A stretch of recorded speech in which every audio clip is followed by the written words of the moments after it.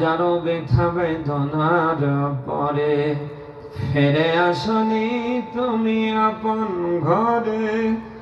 দিনের আলো তুমি সরিয়ে দিতে চলে গেলে মদিনায় মক্কা ছেড়ে। হে রাসূল তোমাকে ভুলি আমি কেমন করে।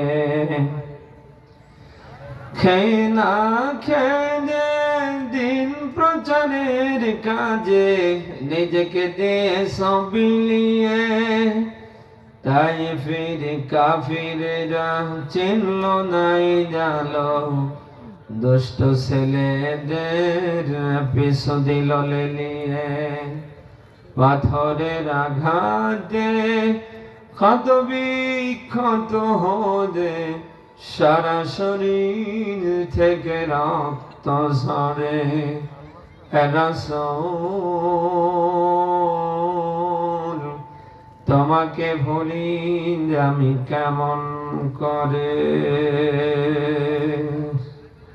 আলহামদুলিল্লাহ, বাংলাদেশের ঐতিহ্যবাহী জেলা যশোর চৌগাছা থানার অন্তর্গত কুলিয়া দক্ষিণপাড়া জামে মসজিদের উদ্যোগে প্রথম বার্ষিক তাফসীর মাহফিলের স্বনামধন্য সভাপতি জনাব মোহাম্মদ আশরাফ মল্লিক আতাল্লাহু আমরাহু ওয়া বারাকাল্লাহু ফি হায়াতিহি বলেন আমিন। মাহফিলে প্রধান অতিথি, বিশেষ অতিথি, আমন্ত্রিত উলামায়ে কেরাম, বিশেষ করে প্রধান মেহমান জনাব মোহাম্মদ আব্দুল আলিম, প্রধান অতিথি জনাব মোহাম্মদ কাজী আব্দুল হামিদ, আমরা সবার জন্য দোয়া করছি। ওয়া রাফা'না লাকা যিকরাক, আল্লাহ যেন এদের সম্মান মর্যাদা আরো সামনে বাড়িয়ে দেন। কোরআন থেকে অনেকে কথা লিখেছেন শ্রদ্ধাভাজন বড় ভাই মাওলানা গিয়াসউদ্দিন যশোরী। কোরআন থেকে যারাই কথা রেখেছেন আল্লাহ প্রত্যেকের কণ্ঠকে যেন কোরআনের জন্য কবুল করে। আমরা যারা শুনেছি বাস্তব জীবনে যেন মানতে পারি, এরকম পরিবেশ যেন আল্লাহ দান করে। প্রিয় যশোরবাসী, সামনে বসা মুসলমান, পর্দার অন্তরালে অগণিত মা এবং বোন, কোরআন যারা শুনতে এসেছি আমরা খুশি হয়ে বলছি আলহামদুলিল্লাহ। আজকের এই অনুষ্ঠানে আসতে পেরে আমরা খুশি না বেজার? দুনিয়ার অন্যান্য অনুষ্ঠানের মতো কি আজকের এই অনুষ্ঠান? দুনিয়াবি অনুষ্ঠানে গেলে গোনা হয়, কিন্তু কোরআনের এই অনুষ্ঠানে আসলে গোনা না। এখানে আল্লাহ শ্বাসে প্রশ্বাসে একটা করে নেকি দেয়। সেই গুরুত্বপূর্ণ একটি অনুষ্ঠানে আল্লাহ আমাদেরকে নিয়ে এসেছেন। আমরা আল্লাহর কাছে বলছি তিনি যেন কোরআনের জন্য আমাদের কবুল করেন। আমরা যেন কোরআন নিয়ে বাঁচতে পারি, কোরআন নিয়ে মরতে পারি। কিয়ামতের কঠিন মুসিবতের দিনে কোরআন যেন আমাদের সুপারিশকারী হয়। আল্লাহ তাআলা সে কোরআনের জন্য আমাদের জন্য অভিভাবক কবুল করে। আমরা এসেছি সবাই আল্লাহর কোরআন শুনতে। কি শুনতে এসেছি বলেন তো? কোরআন শোনার মধ্য দিয়ে আল্লাহ যেন আমাদের ঈমান দয়া করে বাড়িয়ে দেন। মুমিনদের গুণাবলী সূরা আনফালের দ্বিতীয় তৃতীয় দুইটা আয়াতে বর্ণনা করতে গিয়ে আল্লাহ তাআলা 2 নম্বর আয়াতের মাঝখানে এটা দিয়েছেন যে মুমিনদের সামনে যখন কোরআন পাঠ হবে যাদাতহুম ঈমানা, ওদের ঈমানটা বেড়ে যাবে। আমরা এসেছি আল্লাহর কোরআন শুনতে, কোরআন শোনার মধ্য দিয়ে যেন আমাদের ঈমানটা অন্তত বেড়ে যায়।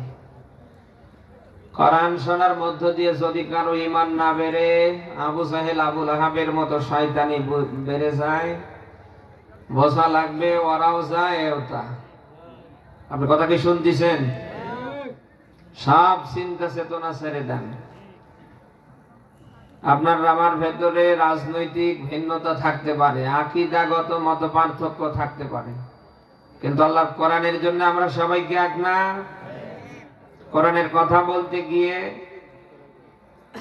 আবার পক্ষপাতিত্ব এইভাবে নিয়েন না। এজন্য এই মুহূর্তে মাথা থেকে সব ছেড়ে ফেলেন। এই মুহূর্তে কোরআন শুনছি কার?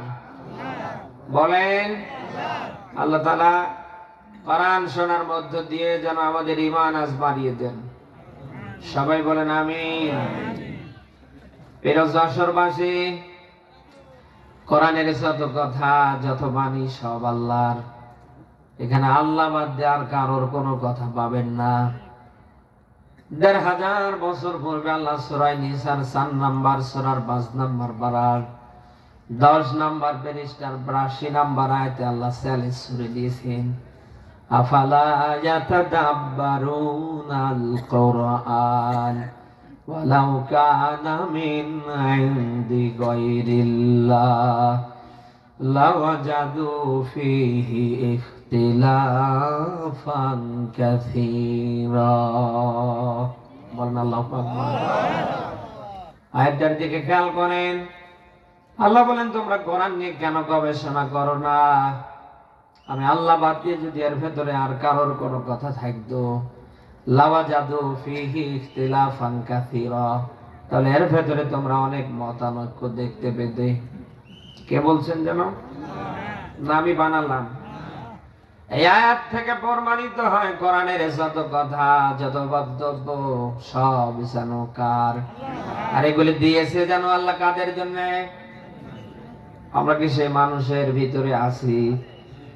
মানুষের ভেতরে যদি আমরা থেকে থাকি, আমাদের প্রত্যেকের কাজ হবে জীবন সাকার থাক। কোরআন আছে যেখানে আমরা আছি সেখানে, কোরআন নেই যেখানে আমরা নেই সেখানে।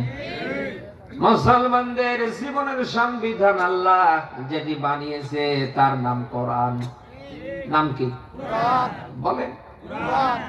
মুসলমানদের সংবিধানের নাম হচ্ছে কোরআন। এমন কোন কথা আল্লাহ তাআলা বাদ দেয়নি। একেবারে ব্যক্তি জীবন থেকে রাষ্ট্র জীবন, রান্নাঘর থেকে রাষ্ট্র, জন্ম থেকে মৃত্যু, জাহান্নাম থেকে বেঁচে জান্নাতে যাওয়া পর্যন্ত যেখানে যা দরকার কোনটা আল্লাহ বাদ দেয়নি। সবের ভেতরে যেন আল্লাহ ব্যাখ্যা করে করে দিয়েছেন।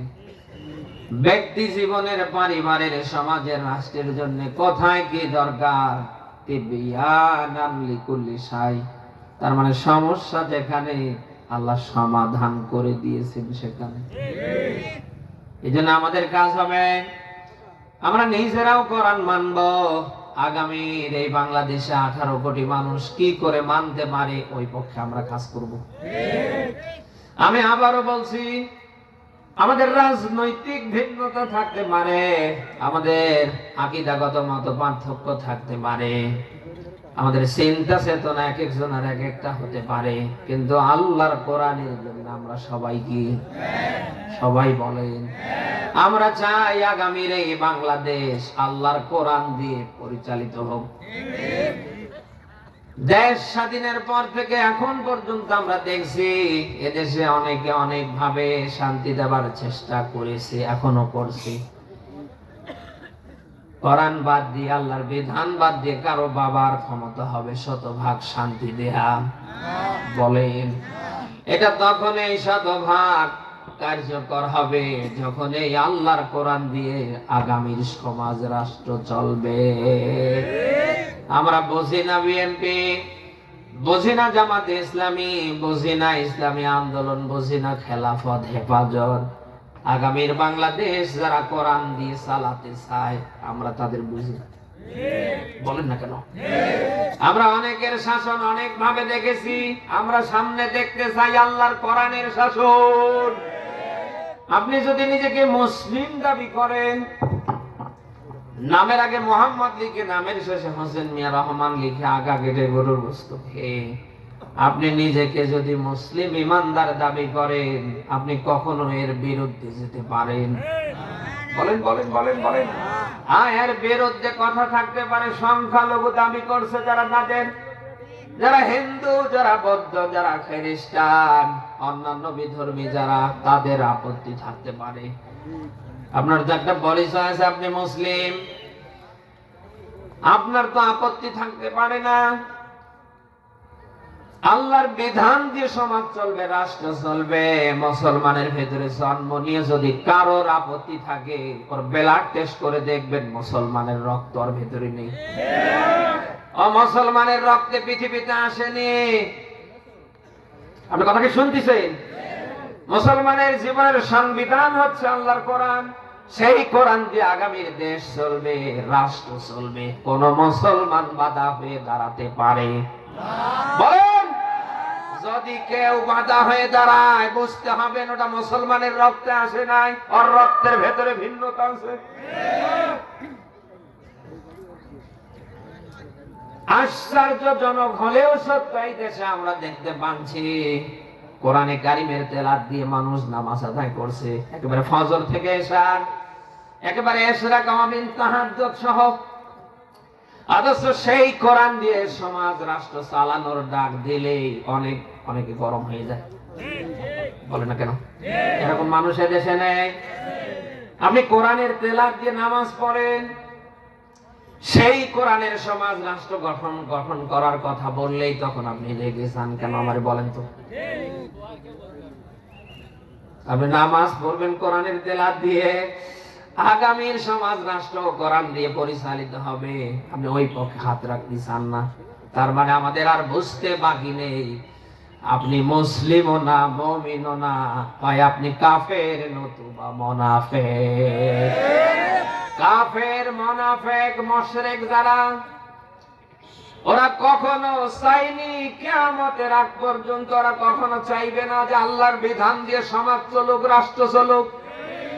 কাফের, মুশরিক, মুনাফিকরা ভালো করে জানে আগামীর বাংলাদেশ যদি আল্লাহর বিধান দিয়ে চলে, আমরা যে জাতের জাত, আমরা যা করছি 24 ঘন্টায় দেশে আর চলবে না। বলেন না কেন?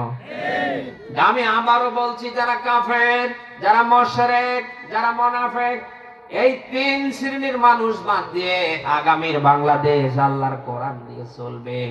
এর বিরুদ্ধচারণ কেউ করতে পারে না, সামনে পারবে না। মুসলমানের ঘরে জন্ম নিয়ে যারাই বিরুদ্ধচারণ করবে, হয় বুঝবেন ওটা মুশরিক, হয় মুনাফিক, নতুবা ওটা কাফের। মরে যাবার পরে অন্তত ওর জন্য গোসল, কাফন, ওর জন্য জানাজা, কবর কিচ্ছু দেওয়ার দরকার নেই। যদি পারেন ওরে পানিতে ভাসিয়ে দেন, নতুবা ওরে আগুনে পুড়িয়ে ফেলেন। যে লোকটা জীবন মুসলমানের ঘরে জন্ম নিয়ে আবু জেহেল, আবু লাহাব, আব্দুল্লাহ ইবনে উবাইর মতো সর্বাত্মক প্রচেষ্টা চালিয়েছে বাংলাদেশ যেন কোনোভাবে আল্লাহর বিধান দিয়ে না চলে, ওরা মরে যাবার পরে ওর কিসের জানাজা, ওর কিসের কবর? ওরে হয় পানিতে ভাসিয়ে দেবেন, নতুবা আগুনে পুড়িয়ে ফেলবেন। এরকম মানুষ তাই যশোরে নেই।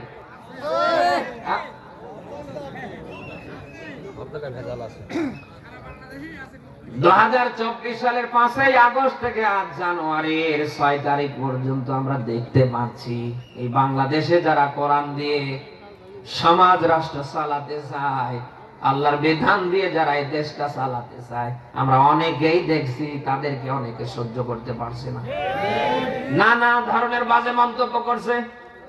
আপনি কেন করেন আমারে বলেন তো? আল্লাহর বিধান দিয়ে যারা সমাজ রাষ্ট্র চালাতে চায়, এ কি শুধু তাদের কাজ না, যারা মুসলিম দাবি করছে তাদের সবারই কাজ? বলেন, আপনি কেন একটা গোষ্ঠীকে টার্গেট করে কটাক্ষ করছেন, বাজে মন্তব্য করছেন আমারে বলেন? আপনি যদি নিজেকে মুসলিম দাবি করেন, আপনার আমার সবার প্রত্যেকের কাজ হবে আগামীর বাংলাদেশ আল্লাহর কোরআন দিয়ে কি করে চলবে।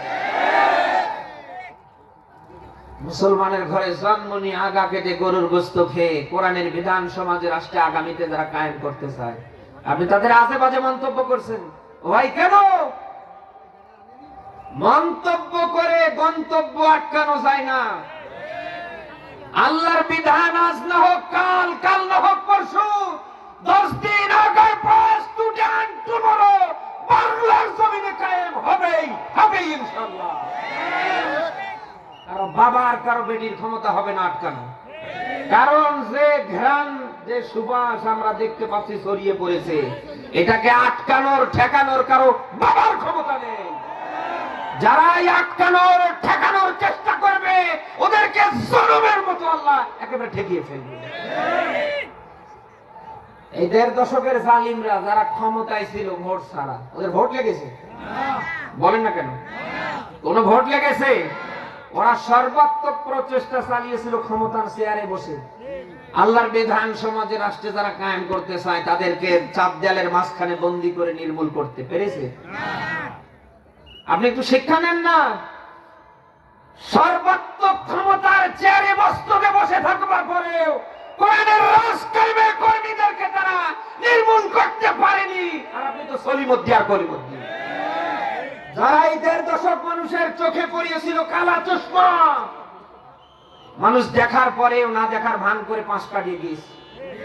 বলে না কেন? সর্বাত্মক শক্তি প্রয়োগ করে তারা এদেশে আল্লাহর বিধান দিয়ে সমাজ রাষ্ট্র যারা চালাতে চায় তাদের নির্মূল করতে পারেনি। আর এখন তো 24-এর 5-এর পরে এখন তো আর কারোর চোখে চশমা নেই। আছে চশমা? সব মানুষ দেখে ফেলছে। আর সেই জায়গায় এসে আপনি তাদের নামে উল্টা পাল্টা মন্তব্য করবেন। এদেশের মানুষ আর পাগল না, বোকা না। এদেশের মানুষ এখন আর এগুলি খায় না।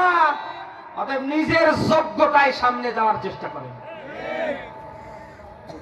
বাংলাদেশে আপনারা দেখেছেন যতগুলি ইসলামিক দল আছে যারা আল্লাহর বিধান দিয়ে আগামীর সমাজ রাষ্ট্র চালাতে চায়, তারা কোন দলের বিরুদ্ধে কোনো কথা বলেছে? কোন দলের নেতাকে নিয়ে কোনো বাজে মন্তব্য করেছে? এই যে বাংলার টেকনাফ থেকে তেঁতুলিয়া, রূপসা থেকে বাথুরিয়া, সুন্দরবন থেকে বান্দরবান, 64 জেলার এমন কোন জেলা বাদ নেই যেখানে আমিরে জামাত ডাক্তার শফিকুর রহমান না যাচ্ছে। আপনি দেখান তো আমারে তার একটা দিনের একটা বক্তব্যে কোন দলের বিরুদ্ধে, কোন নেতার বিরুদ্ধে আছে? ইসলামী দলগুলি যদি তাদের স্ব জায়গা থেকে তাদের যোগ্যতায় আদর্শে আকাশচুম্বী জনপ্রিয় অর্জন করতে পারে, আপনারা ওদের নিয়ে গুতুগুতি না করে পারেন না কেন? আমার বল, নিজের যোগ্যতায় সামনে আগান। দেশের মানুষ যদি আপনাকে চায়, ভালোবাসে, আপনি ঘরের ভিতরে বসে জিকির করলেও মানুষ ভোটে আপনাকে চেয়ারে বসায়। বলেন না কেন? কামড়াকামড়ি ভালো না। এই কামড়াকামড়ির জন্য কি এই রংপুরের শহীদ আবু সাইদ এবং মুগ্ধ অন্যান্যরা জীবন দিয়েছে নাকি? আমাদের সবার একটা টার্গেট ছিল, আগে সংস্কার, এরপরে নির্বাচন। বলেন না কেন? আমাদের এই দেশের 18 কোটি মানুষের প্রত্যেকের একটা কাজ থাকার কথা ছিল, আগে সংস্কার, এরপরে কি? বলে না কেন? এই 1.5 দশকে যে নিয়োগ বিজ্ঞপ্তিগুলো দেখেছেন আপনারা, যে নিয়োগগুলি হয়েছে, আপনি দেখেন তো এই 1.5 দশকের ইউনিয়ন পরিষদ থেকে সর্বোচ্চ সচিবালয় পর্যন্ত কারা? ঘরের ভিতরে সাপ রেখে যদি আপনি দোয়া ইউজ করেন, বাঁচতে পারবেন? আমরা তো ঘরের চতুর্দিকে সাপ, আর আপনি বাঁচার জন্য দোয়া ইউজ করছেন। দোয়া ইউজ করে কাজ হবে?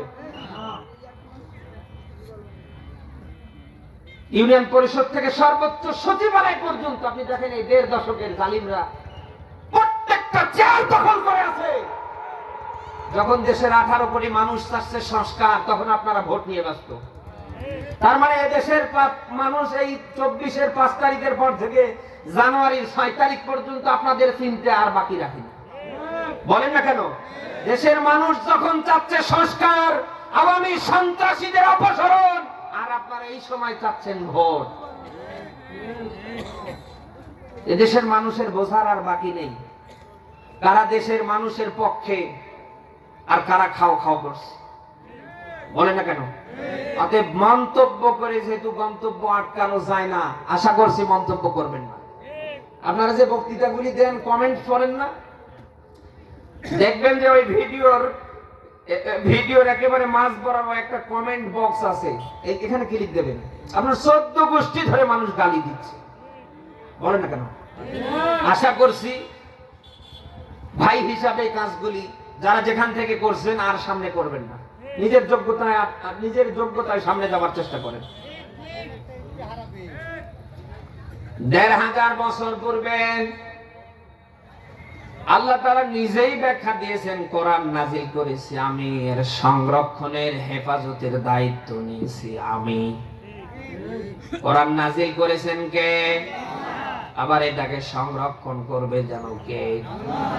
সূরা হিজর 15 নম্বর সূরার 14 নম্বর পারার 1ম নম্বর পৃষ্ঠার 9 নম্বর আয়াতে আল্লাহ ব্যাখ্যা দিয়েছেন। আল্লাহ বলেন, কোরআন নাজিল করেছি আমি, এর সংরক্ষণের হেফাজতের দায়িত্ব নিয়েছি আমি। আগামীর এই বাংলায় যারা আল্লাহর কোরআন দিয়ে সমাজ রাষ্ট্র চালাতে চায় তাদেরকেও হেফাজত করবেন যেন সবাই বলেন। আপনি সূরা সাফফাতের 173 নম্বর আয়াতে পাবেন আল্লাহ বলেন ওয়াইন্না যুদানা লাহুমুল গালিবুন।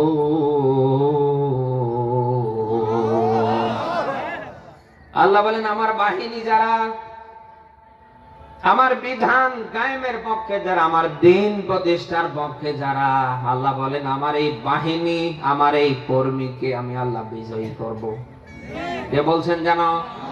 সূরা মুজাদালার 21 নম্বর আয়াতে আল্লাহ ব্যাখ্যা দিয়েছেন কাতাবাল্লাহু লা আগলিবান্না আনা ওয়া রাসূলি। আল্লাহ বলেন আমি লিখে দিয়েছি আমি আল্লাহ আমার রাসূল আমি আল্লাহ এবং আমার রাসূলের দল যারাই করবে তারাই বিজয়ী। কে বলছেন?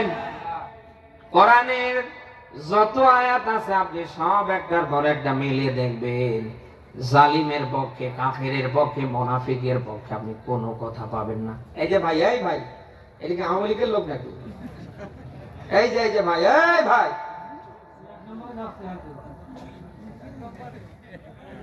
না শেষ করে দি। হ্যাঁ আপনাদের খারাপ লাগছে হয়তো নাকি? এক নম্বরে গেলে ওই লোক ওইভাবে চলে যায় আপনি দেখতে পাচ্ছেন না ওর ভাবটা কিরকম। যেই উঠবে বসবেন যে ওই দলের কর্মী। কোরআনের মাহফিলে উঠবে কেন? ওটা বসে করে কি ঠিক? আপনারা থাকবেন তো নাকি? আল্লাহ বলেন আমার বিধান কায়েমের পক্ষে আমার দ্বীন প্রতিষ্ঠার পক্ষে যারা আল্লাহ বলেন আমার স্পষ্ট বার্তা তারা বিজয়ী হবে। কোন কাফেরের পক্ষে কোন মুশরিকের পক্ষে কোন জালিমের পক্ষে আপনি কোনো কথা পাবেন না। দুনিয়ায় যারা ঈমানদার যারা মুমিন যারা আল্লাহর বাহিনী এদের পক্ষে কথা দিয়েছেন কে? অতএব আজ না হোক কাল মুমিনদেরকে আল্লাহ বিজয় তিনি দেবেন না দেবেন না? আপনি যতই বিরোধিতা করেন আপনি ঠেকাতে পারবেন না।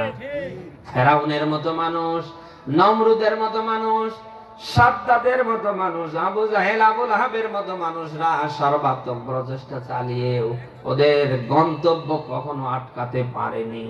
আর আপনি তো কনের স্থলির মধ্যে আর কলিমুদ্দি। আপনি যত এদের নিয়ে পাশে মন্তব্য করবেন তত বেশি এদের আকাশচুম্বী জনপ্রিয়তা আল্লাহ বেড়ে দেবে।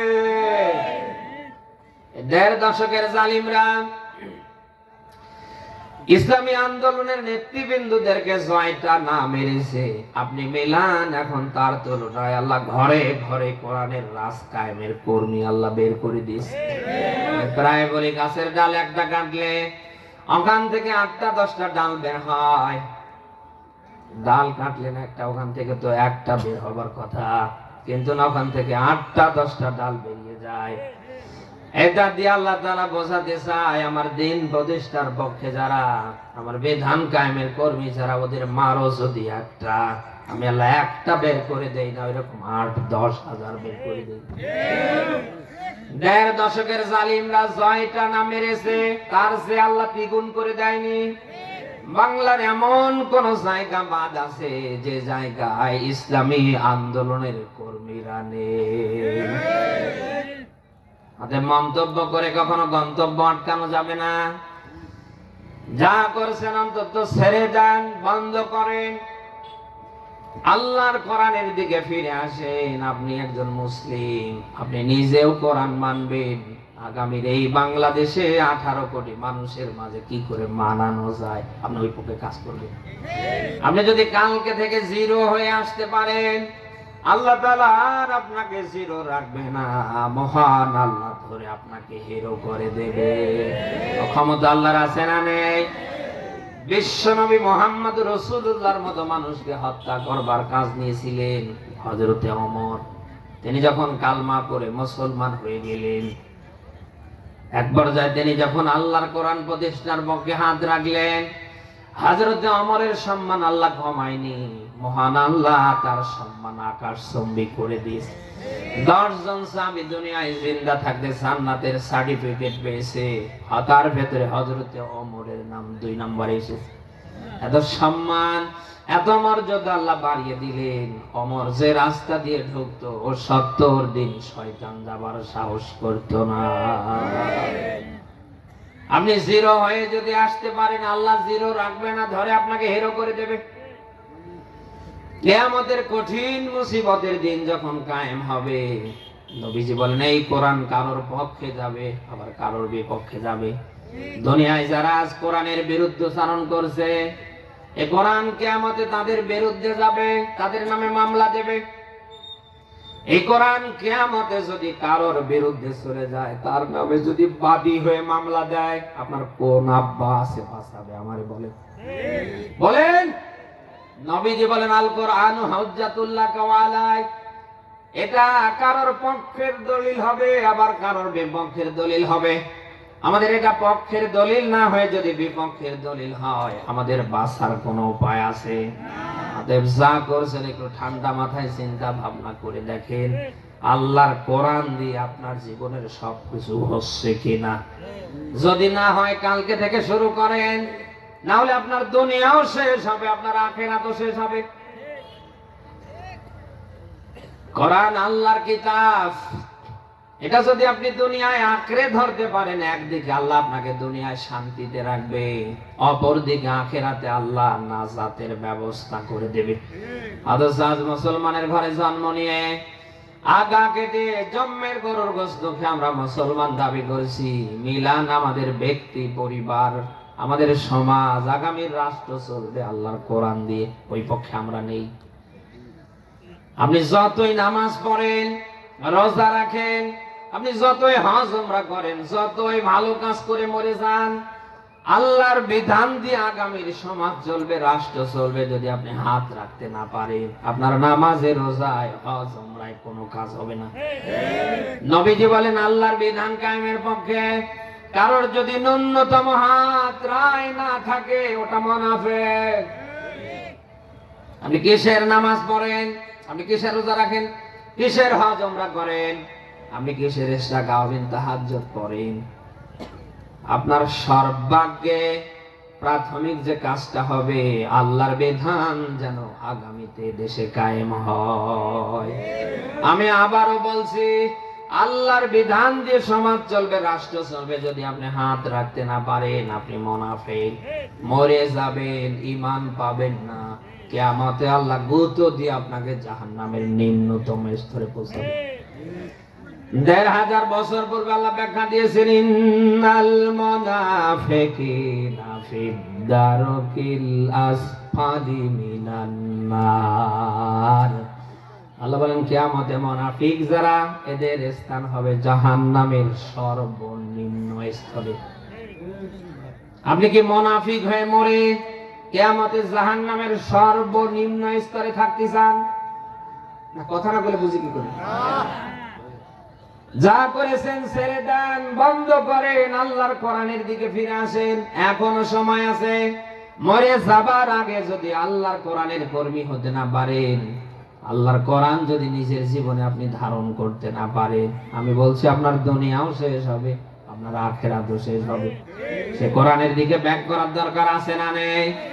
কখন মরে গেলে, হ্যাঁ মরে গেলে নাকি এখন এই মুহূর্তে? কারণ সব কিছুর ওয়ারেন্টি গ্যারান্টি থাকলেও মরণের কোন ওয়ারেন্টি গ্যারান্টি। কত মানুষকে দেখতে পাই রাতের বেলা খেয়ে দিয়ে ঘুমিয়ে যায়, সকাল বেলা আর বিছানা থেকে উঠতে পারে না। রাস্তায় রাস্তায় মাইকিং চলছে, ইন্না লিল্লাহ, অমুক আর নেই। আপনি আজ এখানে এসেছেন, এখান থেকে আপনি বাড়ি পর্যন্ত যেতে পারবেন। আগামীতে হয়তো আবার ওই রকম মাহফিলের আয়োজন হবে, আপনি আগামীবার এই মাহফিলে নিশ্চিন্ত আসতে পারবেন, কোনো গ্যারান্টি আছে? সব কিছুর ওয়ারেন্টি গ্যারান্টি থাকলে মরণের ওয়ারেন্টি গ্যারান্টি? ও ঘরে বেড়াচ্ছে, আল্লাহ বলবে ধর, গোটা যশোর জেলার মালিক হলেও আপনাকে আল্লাহ ছেড়ে দেবে না। এই মরণ যার কাছে একবার এসেছে, সে আর ফিরে গিয়েছে? ওটা আপনার আমার সামনে যদি এসে যায়, আমি আপনি যেই হই না কেন আর ফিরে যাবে না। অতএব সেই মরণ আসার আগে অন্তত আমরা নিয়ত করি আমরা যেন আল্লাহর কোরআনের কর্মী হতে পারি, আমরা যেন সবাই আল্লাহর কোরআনের বিধান দিয়ে ব্যক্তি, পরিবার, আগামীর সমাজ, রাষ্ট্র চালার পক্ষে হাত রাখতে পারি। কারা পারবো দেখি? লিল্লাহে তাকবীর। আল্লাহ যেন কবুল করে। মরণ যদি কারোর সামনে আসে, সে যেই হয় না কেন, তাকে কিন্তু সামনে পেছনে আর ছেড়ে দেবে না। তার বাস্তব প্রমাণ বলছি। বাদশাহ সাদ্দাত 23টা রাষ্ট্রের স্বর্ণ মুদ্রা দিয়ে নিজের রেস্ট, নিজের আরামায়েশের একটা জায়গা বানিয়ে ফেললেন। আপনাদের মনে হয় কষ্ট হচ্ছে, দুটো পয়সা কেন ভাই? আরে হারাইছে, সমস্যা নেই। 23টা রাষ্ট্রের স্বর্ণ মুদ্রা দিয়ে নিজের একটা রেস্ট হাউস বানিয়ে ফেললেন।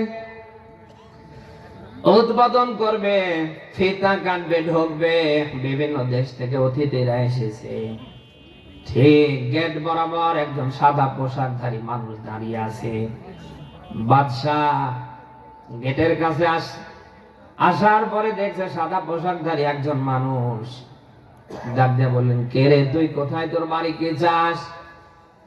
সাদা পোশাকধারী মানুষটা প্রতিউত্তরে বললেন, বাদশাহ আমি কিচ্ছু চাই নাই, দেশেই আমার বাড়ি ঘর কিচ্ছু নাই, আমি আল্লাহর পাঠানো মালাকুল মউত ফেরেশতা আজরাইল, আমি এসেছি আপনার জান কবজ করতে। বাদশাহ সাদ্দাত 2টা হাত সামনে বের করলেন আর ডাক দিয়ে বললেন, অন্তত আমাকে আমার রেস্ট হাউসে ফিতা কেটে ঢোকার সুযোগ দেয়া হোক। দিয়েছে নাকি?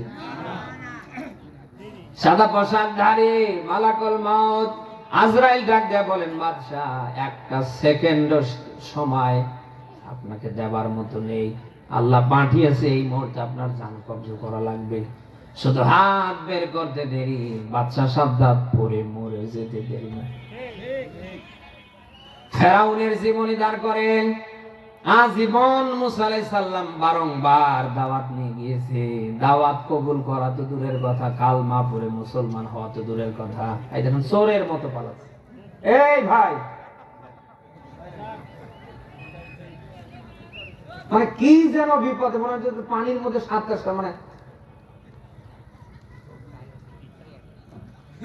মুসা আলাইহিস সালাম আজীবন দাওয়াত দিয়েছে। মুসা আলাইহিস সালামের দাওয়াত তো কবুল করেনি, কালমা পড়ে তো মুসলমান হয়নি, বরং মুসা আলাইহিস সালামকে জেলখানায় নেবার জন্য বারংবার টার্গেটে ছিলেন। সেই ফেরাউনকে যখন আল্লাহ তাআলা পানিতে চুবিয়ে চুবিয়ে মারছিলেন, ফেরাউন তখন ঈমানের ঘোষণা দিয়েছিলেন, ক্বালা আমানতু আন্নাহু লা ইলাহা ইল্লাল্লাযী আমানাত বিহি বানু ইসরাঈল ওয়া আনা মিনাল মুসলিমিন। সূরা ইউনূসের 90 নম্বর আয়াত এটা। আল্লাহ বলেন, যখন ফেরাউনকে আমি পানিতে চুবিয়ে চুবিয়ে মারছিলাম, ফেরাউন ওই সময় ঈমানের ঘোষণা দিলেন, আল্লাহ আমি তোমার উপর ঈমান আনলাম যেমন ঈমান এনেছিল বনি ইসরাঈলরা, ওয়া আনা মিনাল মুসলিমিন, আর আমি মুসলমানদের ভিতরে একজন। ফেরাউনকে কি আল্লাহ মরণ থেকে বাঁচিয়েছিলেন? ঘটনা বলার উদ্দেশ্য আমার না, এখান থেকে শিক্ষা আছে। এই মরণ, এই আজরাইল যদি কারোর সামনে একবার চলে আসে, আপনি যেই হন না কেন, আর ফেরার কোন সুযোগ বলেন? ১৫০০ বছর পূর্বে আল্লাহ ব্যাখ্যা দিয়েছেন, আল্লাযী খালাকাল মাউতা ওয়াল হায়াতা লিয়াবলুয়াকুম আইয়ুকুম আহসানু আমালা ওয়া হুয়াল আজিজুল গফুর। সূরা মুল্ক ৬৭ নম্বর সূরা ২৯ নম্বর পারার প্রথম নম্বর পৃষ্ঠার ২ নম্বর আয়াত। এটা আয়াতের দিকে খেয়াল করেন। আল্লাযী খালাকাল মাউতা ওয়াল হায়াতা, আগে আল্লাহ মাউত দিলেন, এরপরে আল্লাহ হায়াত দিলেন। এখানে আলেম যারা আছেন তারা বুঝবেন, আয়াতটা এরকম হবার কথা ছিল, আল্লাযী খলাকাল হায়াতা, এরপরে ওয়াল মাউত। কিন্তু আল্লাহ তাআলা মাউতকে আগে দিলেন, হায়াতকে আল্লাহ পরে দিলেন। কারণ আছে না নেই? সব আলেমরা ব্যাখ্যা দিয়েছেন, আল্লাহ হায়াতকে পিছনে দিলেন, মাউতকে আগে দিলেন। আল্লাহ বোঝাতে চায়, পৃথিবীর মানুষ তুমি যেই হও না কেন, তামাম পৃথিবীরও যদি মালিক হয়ে যাও, তুমি মরবেই। কে বলছেন? আরো জোরে বলেন। যেহেতু মরণ থেকে বাঁচবার, রক্ষা করবার কোন পথ এখন পর্যন্ত কেউ আবিষ্কার করতে পারেনি, আমাদের মরা যেহেতু লাগবে, ওই মরণ সামনে রেখে আল্লাহর দিকে ফিরে আসার দরকার আছে না? আপনি যদি ফিরে আসতে না পারেন, আমি বলছি আপনি কিন্তু ব্যর্থ। আল্লাহ ভালো করে জানে পৃথিবীর একটা মানুষও পৃথিবীতে থাকবে না। যত সৃষ্টি আপনি দেখছেন, একটা সৃষ্টিও দুনিয়ায় থাকবে না। আল্লাহ জানে যে একটা বান্দা বান্দিও দুনিয়ায় থাকবে না। এরপরে আল্লাহ নিষেধাজ্ঞা দিলেন, ওয়ালা তামুতুন্না ইল্লা ওয়া আনতুম মুসলিমুন। সূরা আলে ইমরান 4 নম্বর পারার 2 নম্বর পৃষ্ঠার 102 নম্বর আয়াতের শেষ অংশ দেখেন, আল্লাহ বলেন, ওয়ালা তামুতুন্না, তোমরা মরবে না, মরিও না। আল্লাহ কি জানে না আমরা মরব? বলেন বলেন বলেন। আল্লাহ জানে আমরা মরব, এরপর আল্লাহ বলছে তোমরা মরবে না, মরিও না। ইল্লা ওয়া আনতুম মুসলিমুন, মুসলিম না হয়ে। কে বলছেন? মুসলিম কাকে বলে? মুসলিম শব্দটি এসেছে ইসলাম থেকে। ইসলাম থেকে মুসলিম। ইসলাম শব্দের বাংলা অর্থ হচ্ছে আত্মসমর্পণ, সারেন্ডার। আপনি যখন নিজেই আল্লাহর বিধানের কাছে, আমার আল্লাহর কাছে আত্মসমর্পণ করবেন, আপনার আপনার বলে আর কিছু নেই, সব যখন আপনি আল্লাহর সামনে তুলে ধরবেন, যখন আপনি আল্লাহর বিধানের কাছে, আল্লাহর ক্ষমতার কাছে, আল্লাহর ইসলামের কাছে নিজেকে আপনি সুপর্দ করবেন, সারেন্ডার করবেন, আপনি তখন হবেন মুসলিম। কথা কি শুনতেছেন? মানুষ মনে করে মাথায় টুপি একটা রাখলে, ওর উপর পাগড়ি, ওর উপর জব্বা, বিশেষ করে আমরা জানি আগা কেটলে আর গরুর গোশত খেতে পারলেই মুসলিম। এই আগা কেটে আর গরুর গোশত খেয়ে মুসলমান হওয়া যায়? আগা কেটে আর গরুর গোশত খেয়ে যদি আপনি মুসলিম দাবি করেন, আর যারা সংখ্যালঘু দাবি করছে অনেকের আগা কাটা আছে। আপনি যদি গরুর গোশত খেয়ে নিজেকে মুসলিম দাবি করেন, সংখ্যালঘুর ভেতরে অনেকেই গরুর গোশত খেতে ভালোবাসে। আমার বাস্তবতার একটা কথা বলছি, আমার এই ড্রাইভারের আগের এক ড্রাইভার নাম ছিল বাপ্পি। আমি নিজেও জানতাম না যে ও হিন্দু। আমার সাথে এমন মসজিদ মাদ্রাসা এমন কোন জায়গা বাদ নেই, আমিও যেখানে সেও সেখানে। আমি কি ও বসলে আর উঠতে চাইতো না? আমি তো 2-1 টুকরো কোন রকম খাবার পরে আর খেতে পারি না। দেখছি ও বসলে আর উঠতে চায় না। এই ড্রাইভার গাড়িতে আসার পরে ও আমারে বলছে, আগের ড্রাইভার কে আপনি চেনেন? বলছে না তো। নাম বাপ্পি, ঠিক আছে, কিন্তু ও বাপ্পি না, বাপ্পি চন্দ্র রায়। মাথায় হাত চিন্তা করলাম, আল্লাহ, আমার সাথে সারা বাংলাদেশের বিভিন্ন জেলায় গিয়েছে, কোনদিন দেখিনি। বারণ করেছে, এটা কিসের গোশত? গরু না, দিয়েন না। বরং আমি যতটুকু খেয়েছি তার চেয়েও ডাবল খেয়েছি। আপনি আগা কেটে গরুর গোশত খেয়ে মুসলমানের দাবি করতে পারেন না। আপনি তখন এই নিজেকে মুসলমান হিসাবে দাবি করতে পারবেন যখন আপনি আল্লাহর বিধানের কাছে, আল্লাহর আইনের কাছে, আল্লাহর ইসলামের কাছে নিজেকে আপনি সুপর্দ করে দেবেন। তার মানে আপনার ব্যক্তি জীবন, আপনার পরিবার, আগামীর রাষ্ট্র, আগামীর সমাজ যখন আল্লাহর বিধান দিয়ে চলবার মতো একটা পরিবেশে আপনি হাত দেবেন, তখন দাবি করতে পারেন আপনি মুসলিম। আন্দাজে আমরা বলি যে আগা কাটলে আর গরুর গোশত খেলেই মুসলিম হয়ে যায়। কে বলেছে আপনাকে? আল্লাহ নিজেও জানেন পৃথিবীতে কোন মানুষ চিরদিন থাকবে না। এরপরে আল্লাহ বলছে, বান্দা তোমরা মরবে না, মরিও না। মুসলিম না হয়ে। কথা কি আপনারা শুনতেছেন? এখন সেই আল্লাহর দিকে আমাদের ফিরে আসার দরকার আছে না নেই? যা করেছেন ছেড়ে দেন, বন্ধ করেন। আপনার অপরাধ যদি পাহাড় পর্বতের সমান হয়, আল্লাহর ক্ষমা তার নিচে না তার উপরে। আপনি আমি অপরাধ করতে ভালোবাসি, ক্ষমা করতে ভালোবাসে। অপরাধ করা আপনার আমার কাজ, ক্ষমা করা কার কাজ? আপনি সূরা জুমারের 54 নম্বর আয়াতে ব্যাখ্যা পাবেন, আল্লাহ নিজেই যেন ডাক দিচ্ছেন, ওয়ানিবু ইলা রাব্বিকুম ওয়াসলিমু লা। আল্লাহ বলেন, ও বান্দা তোমরা আমার দিকে ফিরে আসো, ওয়াসলিমু লা, আমার কাছে আত্মসমর্পণ করো, সারেন্ডার করো। যা করেছো অসুবিধা নেই, এখনো যদি তোমরা আমার কাছে সারেন্ডার করতে পারো, ভুল স্বীকার করতে পারো, আল্লাহ এতদিন যা করেছি ভুল করেছি আর করব না। আল্লাহ বলেন, ও বান্দা তোমরা যদি আমার দিকে ফিরতে পারো, আমার কাছে সারেন্ডার করতে পারো, নিজের অপরাধগুলি তুলে ধরতে পারো, আমি আল্লাহ বলছি তোমার জীবনের কোনো অপরাধ রাখবো না, সব অপরাধ আমি আল্লাহ মাফ করে দেব।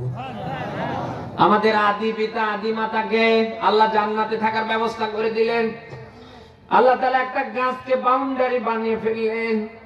আল্লাহ নিজেই নিষেধাজ্ঞা দিলেন, লা তাকরাবা হাযিহিস শাজারা, ওই গাছের নিকটবর্তী হবে না। এটা তোমাদের জন্য একটা বাউন্ডারি, একটা এরিয়া। এই যে 500 400 300 গজ দূরেই ভারতের ইন্ডিয়ার বর্ডার। বর্ডার কার কাটা না বলেন না কেন?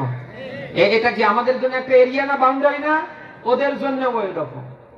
জান্নাতে আদম আর হাওয়াকে আল্লাহ থাকতে দিলেন, জান্নাতের যা আছে সব খাবে, অসুবিধা নেই। ওই যে গাছ, এটা বাউন্ডারি, এটা তার কাটা, এর নিকটবর্তী হবে না, তাহলে বেশি আমরা গুলি করে মেরে ফেলবে। আপনি কথা কি শুনতেছেন? হযরতে আদম আর হাওয়া এই কাজটাই করে বসলেন। আল্লাহ তাআলা তাদেরকে আর জান্নাতে রাখলেন না, দুজনকে অবশেষে আল্লাহ জান্নাত থেকে বের করে দিলেন। আদম এক জায়গায়, হাওয়া এক জায়গায়। দীর্ঘদিন কান্নাকাটি করবার পরে ওরা দুইটা কথা আল্লাহরই বলছিলেন। কয়টা? বলেন। এমন কোন নামাজ বাদ নেই, এমন কোন দোয়া বাদ নেই যে দোয়াতে ওই দোয়া না পড়া হয়। রব্বানা যালামনা আনফুসানা ওয়া ইল্লাম তাগফির লানা ওয়া তারহামনা লানাকুনান্না মিনাল খাসিরিন। বলেন আল্লাহু আকবার। আদম আর হাওয়া দুইটা কথা বললেন। আপনাদের কষ্ট হচ্ছে? রব্বুল আলামিন, আমরা আমাদের নফসের উপরে শয়তানের ফেরে পড়ে আমরা নিজেরাই নিজেদের উপরে জুলুম করেছি। এই মুহূর্তে ওয়াইল্লাম তাগফির লানা, তুমি যদি আমাদের মাফ না করো, ওয়াতারহামনা, আমাদের উপরে দয়া না করো। কয়টা কথা? বলেন বলেন। আল্লাহ নিজেরাই আমরা নিজেদের উপরে জুলুম করেছি। এখন এই মুহূর্তে তুমি যদি আমাদের মাফ না করো, আমাদের উপরে যদি দয়া না করো, লানাকুনান্না মিনাল খাসিরিন, আমরা ক্ষতিগ্রস্ত হয়ে যাব। এই দুইটা কথা যখন আদম আর হাওয়া যৌথভাবে বললেন, আল্লাহ তাদের পূর্বের অপরাধ রাখেনি, সব অপরাধ আল্লাহ মাফ করে দিয়েছে। আমাদের আদি পিতা আদি মাতা আদম আর হাওয়াকে যদি আল্লাহ মাফ করতে পারে, আমরা আদম আর হাওয়ার সন্তান, আমাদের অপরাধও আল্লাহ মাফ করতে পারে না? পারে না। অপরাধ করে ফেলেছেন, এতদিন বাম দল করেছেন, রামদের কথা মতো চলেছেন, কোরআনের পথে আসতে পারেন নাই, ভালো পথ ধরতে পারেননি। কি হয়েছে? আল্লাহ বলেন, বান্দা লা তাকনাতু মির রাহমাতিল্লাহ, নিরাশ হয়ো না আমার রহমত থেকে। আমি আল্লাহ বলছি আমি আল্লাহ মাফ করব তোমার জীবনের সব গুনাহ। আমার আপনার অপরাধ যদি পাহাড় পর্বতের সমান হয়, আল্লাহর ক্ষমা মোটেও তার নিচে না তার উপরে। 99 ভাগ মহব্বত আল্লাহর হাতে, আর 1 ভাগ মহব্বত তামাম সৃষ্টিকুলের উপরে। 1 ভাগ মহব্বত তামাম সৃষ্টিকুলের ভেতরে। আপনি দেখেন তো সেই 1 ভাগ মহব্বতের কিছু ছিটা ফোটা আমরা মানুষ, আমরা অফিস। আমার বাড়ি কোথায়? নীলফামারী, আর কোথায়? যশোরের চৌগাছা। এই মুহূর্তে যদি আমার কিছু একটা হয়ে যায়, একটা মানুষও যেন রাতের বেলা ঘুমাতে পারবে না। সামান্য একটু মহব্বতের ছিটা ফোটা লাগার কারণে কোথায় নীলফামারী আর কোথায় যশোরের চৌগাছা? আপনারা যদি আমার প্রতি এত মহব্বত ভালোবাসা দেখাতে পারেন যে আল্লাহর কাছে 99 ভাগ মহব্বত, ওই আল্লাহ কেমনে কিভাবে আপনার দিকে তাকিয়ে আছে আমারে বলেন। আল্লাহ যখন আদম বানাবেন ফেরেশতাদের ডাক দিলেন, ফেরেশতারা বললেন আল্লাহ নতুন করে কাউকে বানানোর দরকার নেই, এরা দুনিয়ায় যাবার পরে ভাইয়ে ভাই মারামারি করবে, জমি জায়গা নিয়ে গন্ডগোল করবে, ওরা কোন রকম ক্ষমতার চেয়ারে বসলে একেবারে 71 পর্যন্ত টার্গেট নেবে। আল্লাহ এদেরকে দুনিয়ায় পাঠানোর দরকার নেই, আমরাই তো আপনার গুণ কীর্তন করছি। আল্লাহ তাআলা তার একক সিদ্ধান্তে আদম বানিয়ে ফেললেন। কথা কি আপনারা শুনতেছেন? পৃথিবীতে একটা সৃষ্টি আপনি দেখাতে পারবেন না যে সৃষ্টি আল্লাহ নিজ হাতে বানিয়েছে, শুধু একটা মাত্র সৃষ্টি, তার নাম মানুষ। তার নাম বলেন বলেন বলেন। এই জন্য সকল সৃষ্টির উপরে মানুষকে আল্লাহ ভিআইপি করে দিয়েছে। পৃথিবীতে যত সৃষ্টি আছে আপনি মেলান, সবচেয়ে সুন্দর করে যে সৃষ্টিকে আল্লাহ বানিয়েছে তার নাম মানুষ। পৃথিবীতে একটা সৃষ্টি আমার দেখান যে 2 পায়ে ভর করে সোজা হয়ে দাঁড়াতে পারে, একটা মাত্র সৃষ্টি 2 পায়ে ভর হয়ে আলিফের মতো সোজা হয়ে দাঁড়াতে পারে, ওই সৃষ্টির নাম মানুষ। যে মানুষকে আল্লাহ নিজ হাতে বানালেন, যে মানুষকে আল্লাহ সৃষ্টির ভেতরে ভিআইপি করলেন, ওই মানুষ কিয়ামতে জাহান্নামের আগুনে জ্বলবে। আল্লাহ কি এটা চায়? না। আল্লাহ বারংবার তাকিয়ে আছে আমার বান্দা কখন কোন সময় আমার দিকে ফিরে আসবে। বান্দার ফিরতে দেরি, বান্দাকে আমি আল্লাহ মাফ করতে দেরি না। বানি ইসরাইলের এক যুবকের কথা বলছি, এটা বুখারী মুসলিমের হাদিস। 99টা মানুষ হত্যা করে নিজে এখন নিজের বিবেকের কাছে দাঁড়িয়ে ফেলছে, সর্বনাশ, আমি নিজের হাতে 99টা মানুষ হত্যা করেছি, এই অবস্থায় যদি আমার মরণ হয়ে যায় আমার তো দুনিয়াও শেষ, আখিরাতও শেষ। এবার নিজেকে অনুশোচনার ভিতরে ফালালেন, না এভাবে আমার মরণ হতে পারে না, যেভাবে আমি আল্লাহর ক্ষমা নিয়েই মরব। মনে বড় দুঃখ নিয়ে তিনি নাঙ্গা তরবারি নিয়ে বের হলেন। প্রতিমধ্যে একজন মানুষের দেখা, ডাক দেয়া বলেন আল্লাহর বান্দা দাঁড়ান, এই যে তরবারি, আমি 99টা মানুষ হত্যা করেছি, আমি এখন চাই আল্লাহ যেন আমাকে মাফ করে, অন্তত এই অপরাধ নিয়ে যেন মরতে না হয়। লোকটা তার চেহারার দিকে তাকিয়ে বললেন আল্লাহর বান্দা, যুবক তুমি যে কাজ করেছো এর কোনো ক্ষমা নেই, তোমাকে আল্লাহ জাহান্নামে দেবে কি করে, তুমি গিয়ে বসে আছো। যুবক রাগান্বিত হয়ে গেলেন, আমার যদি ক্ষমা নাই থাকে তাহলে তোকে রেখে লাভ কি?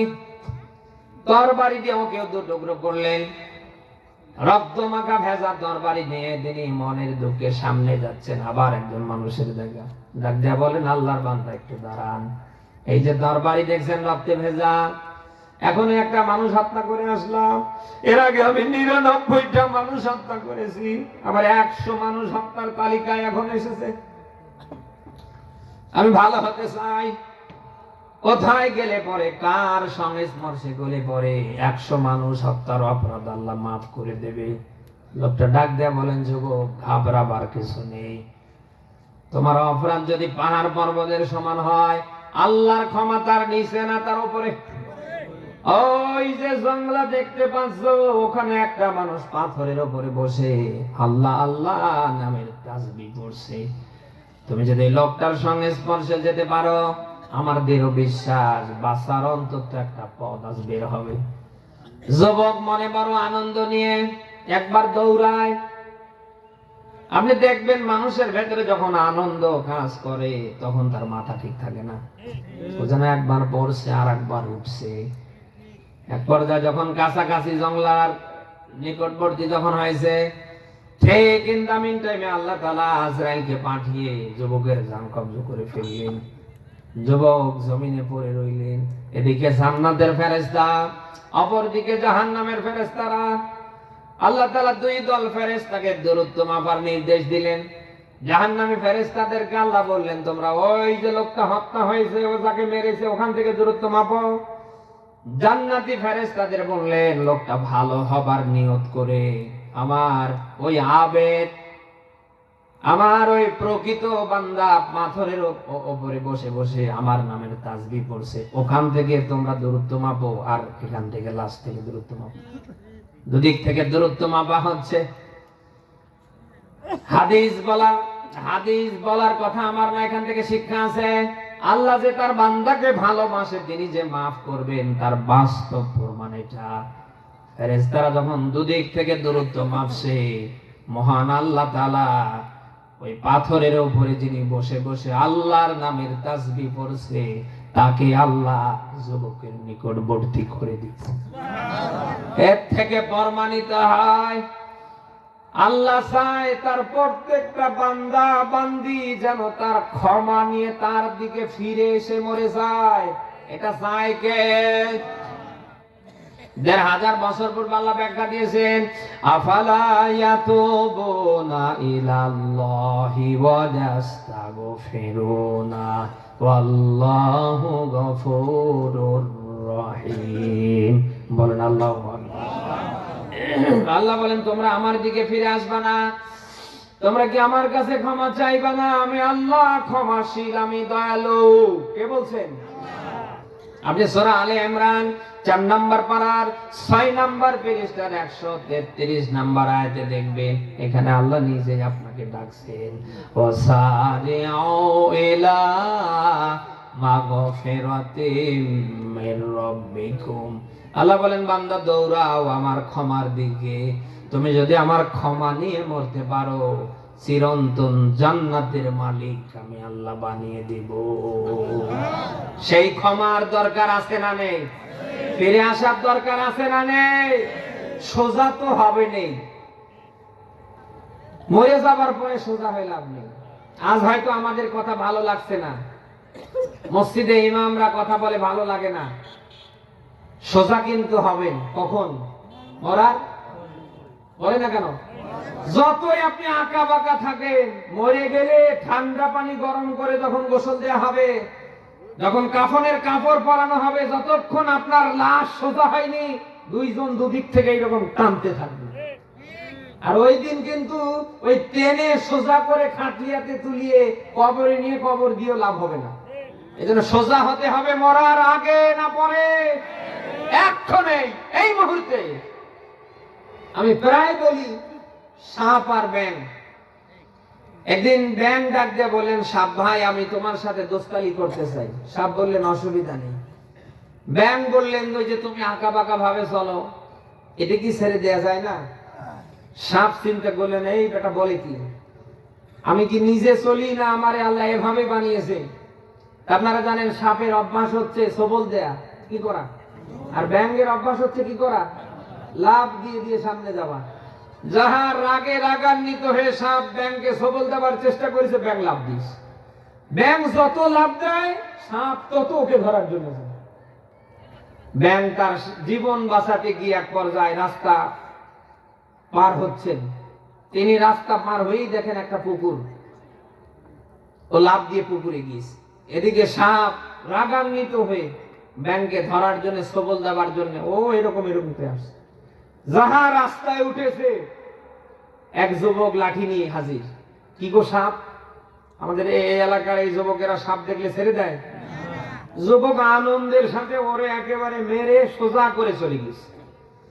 ব্যাঙ পুকুর থেকে উঠে চতুর্দিকে তাকায়, না সাপে খুঁজে পাচ্ছে না। তখন তিনি আস্তে করে পুকুর থেকে আস্তে আস্তে রাস্তায় উঠেছে। ওঠার পরে এক দুই করে দেখে যে সাপ ঠিকই দোস্তালি করার জন্য সোজা হয়ে আসছে। ব্যাঙ বড় আনন্দ নিয়ে সাপের কাছাকাছি এসে দেখে কোথাও চিকন, কোথাও রক্তাক্ত অবস্থায় পড়ে আছে। ব্যাঙ দুঃখ নিয়ে বলছে, সাপ ভাই একটু আগেই বললাম সোজা হও,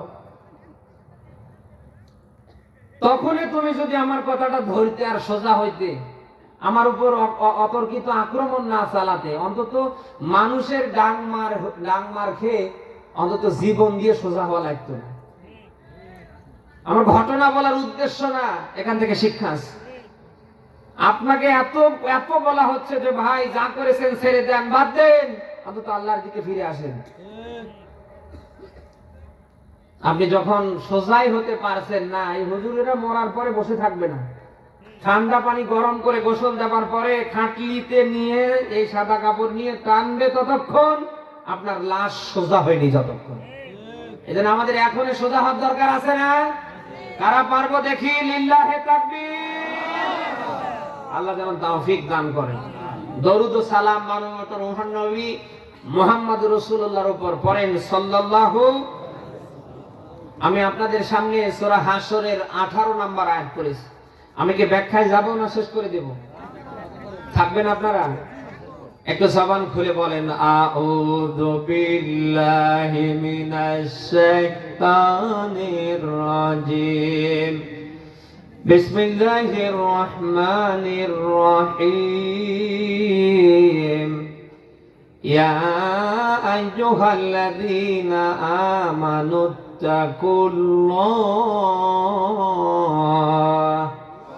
ولتنظر نفس ما قدمت لغد واتقوا الله إن الله خبير بما تعملون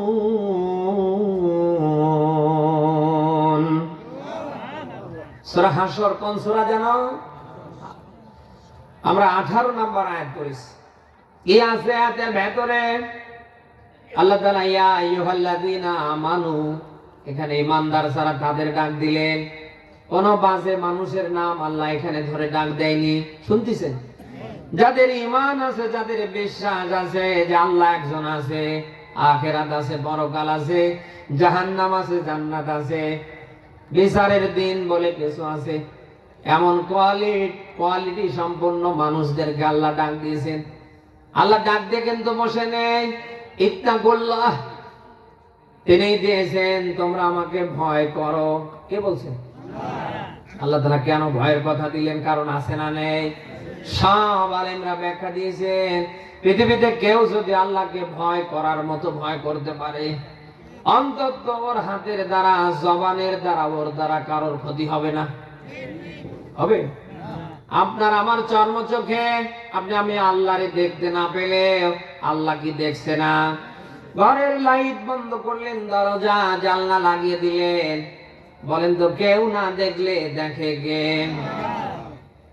সে কথাই আল্লাহ তাআলা বলছেন, ওহে দুনিয়ার বিশ্বাসীরা, যারা ঈমানদার, আমার প্রতি, আমার আখিরাত পরকালের প্রতি যাদের বিশ্বাস আছে, আমি আল্লাহ বলছি তোমরা আমি আল্লাহকে ভয় করো। কি করো? বলেন ভয় করো। এরপরে আল্লাহ তাআলা বললেন ওয়াল তানসুরু নাফসুম মা কদ্দামাত লিগাদ, আর প্রত্যেকেই চিন্তা করে দেখো, ভেবে দেখো আখিরাত পরকালের জন্য তোমরা কি পাঠিয়েছো। কে বলছেন? এই ছেলেটা উঠছে কেন? এই না, আমি সব সহ্য করতে পারি। এই যে মাহফিলে এই যে পাতলা পায়খানা, এগুলো তো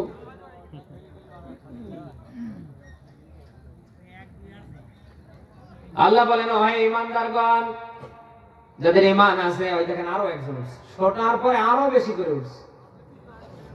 এটি আসলে বাস্তবতায় উঠছে।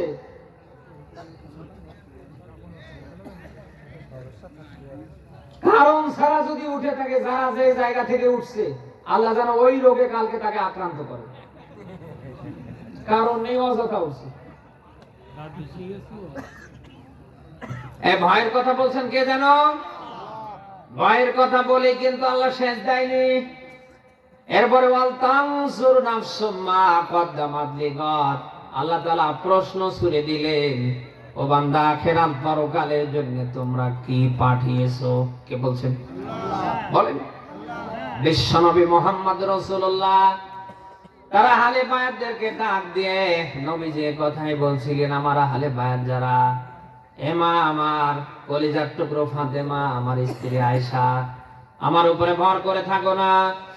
কিয়ামতে যদি তোমরা নিজেকে বাঁচাতে চাও, তাহলে আখিরাত পরকালের জন্য কিছু জমা করে নাও। আপনি কথা কি শুনতেছেন? নবীজির মতো মানুষ তারা আহলে বায়াতদের ব্যাপারে যদি এমন কথা বলতে পারে, আজ আমাদের নামাজ নেই, কালাম নেই, আল্লাহ নাই, রসুল নেই, আখেরাত পরকাল কিচ্ছু নেই, আছে শুধু কাক ঠকে কে বড়লোক হওয়া যায়। আর আমাদের অবস্থাটা কি হবে বলেন তো? এখানে কত মানুষ আমার সামনে বসে আছে, আমি যদি বলি যে এশারের নামাজ কারা পড়ে এসেছে, অনেকে গোল্ডেন প্লাস নিয়ে ফেল করবে, অনেকে জুমাটা পর্যন্ত পড়ে না। নামাজের কথা বললে আরো রাগ দেখায়, হুজুর নামাজ না পড়লে কি হবে, ঈমান পাকা আছে না। এরকম মানুষ যদিও এই এলাকায় নেই। নবী মুহাম্মদ রাসূলুল্লাহর মতো মানুষ তার আহলে বায়াতদেরকে যদি এই কথা বলতে পারে, আজ আপনার নামাজ নেই, কালাম নেই, আল্লাহ নাই, রসুল নেই, আখিরাত পরকাল কিচ্ছু নেই, আছে শুধু লুটে ফুটে খাবার ধান্দা, আপনার দৃষ্টি আকর্ষণ করছে, আপনার অবস্থাটা কি হবে আমারে বলেন? এতটুকুন কি ভয় হয় না যে আল্লাহর সামনে দাঁড়াতে হবে? বলেন বলেন। আপনি যা করেছেন পৃথিবীর সব মানুষ ছেড়ে দিলেও ও তো আল্লাহ ছেড়ে দেবে। আপনি যে আল্লাহর আদালতে দাঁড়াবেন, সেদিন যে আল্লাহ আপনার জীবন, যৌবন, সম্পদ অর্জন ব্যয় এগুলি সব যখন আল্লাহ ধরে বসবে, আপনি কি জবাব দেবেন? আল্লাহ যখন বলবে আনা আমরিহি ফিমা আফনা, বান্দা জীবনকাল কেমনে কাটিয়েছো বল, আপনি কি জবাব দেবেন? নামাজ নেই, কালাম নেই, আল্লাহ নাই, রসুল নেই, আখিরাত পরকাল কিচ্ছু নেই। এই যে খাও খাও কোম্পানির প্রোডাক্ট হয়ে আপনি মারা গেলেন, আল্লাহ যখন বলবে বান্দা 90 বছর হায়াত পাবার পরে কোথায় কি করেছিস বল, আপনি কি জবাব দেবেন? আজ যাদের জন্য এত কিছু করছেন, বিশ্বাস করুন কিয়ামতে আপনি কাউকে খুঁজে পাবেন না। আপনার হিসাব আপনাকেই দিতে হবে। আমার হিসাব আমার স্ত্রী দেবে না, আমার ছেলে মেয়ে দেবে না, আমার ভাই বোন মা বাবা কেউ দেবে না, আমার হিসাব আমাকে দিতে হবে। আজ যাদের জন্য হালাল কণ্ঠ হারাম কণ্ঠ সব একাকার করে ফেলছেন, কোরআনের মাহফিল থেকে বলছি কিয়ামতে আপনাকে বাঁচাতে কেউ আসবে না। অতএব আল্লাহর সামনে যেহেতু দাঁড়াতে হবে, কি করছেন একটু চিন্তা ভাবনা করে করেন। আপনার করার কথা কি আর আপনি করছেন কি? এই সেই আল্লাহর সামনে আমাদের দাঁড়াতে হবে না? বলেন না কেন? যা করছি এর হিসাব আল্লাহ নেবে না? কিছুদিন আগে দেখলাম যে সচিবালয়ে আগুন, অনুসন্ধান করতে গিয়ে আমরা দেখলাম যে ভিডিও ফুটেজে ওই সার্কিট লুজ হয়ে আগুন লেগেছে। তো দুনিয়ার মানুষের বানানা সিসি ফুটেজ যদি এটা দেখাতে সক্ষম হয়, আল্লাহর মনে হয় ওই রকম সিসি ক্যামেরা নেই। আপনি কোন জায়গায় কি করছেন ও আল্লাহর ক্যামেরায় মনে হয় ধরছে না। এতটুকুন ভয় আছে আমাদের নেই। যদি থাকতো আমরা অন্যায় ভাবে, অবৈধ ভাবে অন্তত হারামের দিকে কেউ হাত বাড়াতে পারতাম না। বলেন না কেন? আর সেই আল্লাহর ভয় আমাদের নেই। আখিরাতে আল্লাহর সামনে জবাবদিহি করতে হবে, সে ভয়, সে চিন্তা, টেন্ডেন্সি আমাদের নেই। যদি থাকতো, মুসলমানের ঘরে জন্ম নিয়ে আমরা নামাজ ছাড়তে পারতাম না, আমরা সুদ খেতে পারতাম না, আমরা ওজনে কম বেশি করতে পারতাম না, আমরা অন্যের জমির আইল খেলতে পারতাম না, আমরা অবৈধভাবে সম্পদের পাহাড় গড়াতে পারতাম না। দেশে 100-র ভেতরে এরকম 98টা মানুষ আছে না নেই? বলেন। বাবার 10 টাকাও ছিল না। আপনি দেখেন এই কয়েক বছর এখন সে হয়েছে 10,000 কোটি টাকার মালিক। সব জিবরাইল ফেরেশতা উপর থেকে ফেলে দিয়েছে নাকি? এতটুকুন ভয় ভীতি যদি কারোর থাকতো, সে কি অন্যায় ভাবে, অবৈধ ভাবে সম্পদের পাহাড় গড়তে পারতো? আপনি অবৈধ ভাবে সম্পদের পাহাড় গড়ে লাভ কি আমার বলেন তো? খেতে যদি না পারেন, এই 1.5 দশকের জালিমদের দিকে তাকান, যারা ভোট ছাড়াই আমাদের মাথার উপরে ভর করেছিল, মনে যা চেয়েছে তাই করেছে। ওরা মনে করেছিল দেশটা আমাদের, আর এই দেশের 18 কোটি মানুষ এ দেশের ভাড়াটিয়া। বলে না কেন? মনে যা চেয়েছে তাই করেছে। এক একটার ব্যাংক অ্যাকাউন্ট এখন চেক করে পাওয়া যাচ্ছে হাজার হাজার কোটি টাকা। থেকে লাভ কি? এতে তো আর পারছে না। এই জন্য আমি প্রায় বলি হারামের কি নেই? আরো জোরে। যারা যেখান থেকে অবৈধ ভাবে, হারাম ভাবে সম্পদ ইনকাম করেছে, কেউ আরামে নেই। একটা মানুষ বাঁচতে কয় টাকা লাগে আমারে বলেন তো? আপনার যত হয় তত আরো আপনার আকাঙ্ক্ষা বাড়ে। লাভ কি আমারে বলেন? যারা যেখান থেকে অবৈধভাবে সম্পদের পাহাড় করেছে কেউ আরামে নেই। আপনি একটাও ছেলে মেয়ে মানুষ করতে পারেনি।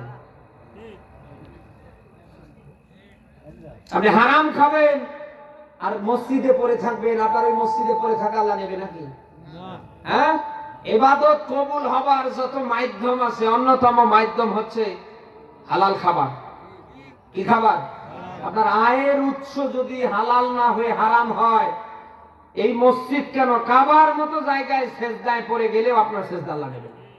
কারণ হারামের অর্থ দিয়ে শরীরে যে ব্লাড তৈরি হবে, এটা শরীরে যতদিন থাকবে আপনার কোনো ইবাদত আল্লাহ নেবে নাকি? কি করছেন আবার বলেন তো? জেনে শুনে বুঝে সুদ খাচ্ছে, দিনের পর দিন হারাম পন্থায় আয় রোজগার বাড়াচ্ছে। আল্লাহ রাস্তাগুলি বন্ধ করেন। দরকার আছে না নেই? সেই আখিরাত পরকালের জন্য আমাদের কিছু জমার দরকার আছে। বলেন, আপনি যদি সেদিন জান্নাতে যেতে চান, দুইটা কাজ আল্লাহ তাআলা দিয়েছে। আপনার প্রথম নাম্বার কাজ হবে ঈমান নিয়ে, 2 নাম্বার কাজ হবে ভালো কাজ করা। ঈমান নিয়ে পৃথিবীতে কেউ যদি ভালো কাজ করতে পারে, আল্লাহ তাআলা তাকে জান্নাতে প্রবেশ করাবে। সে নারী হোক আর পুরুষ হোক।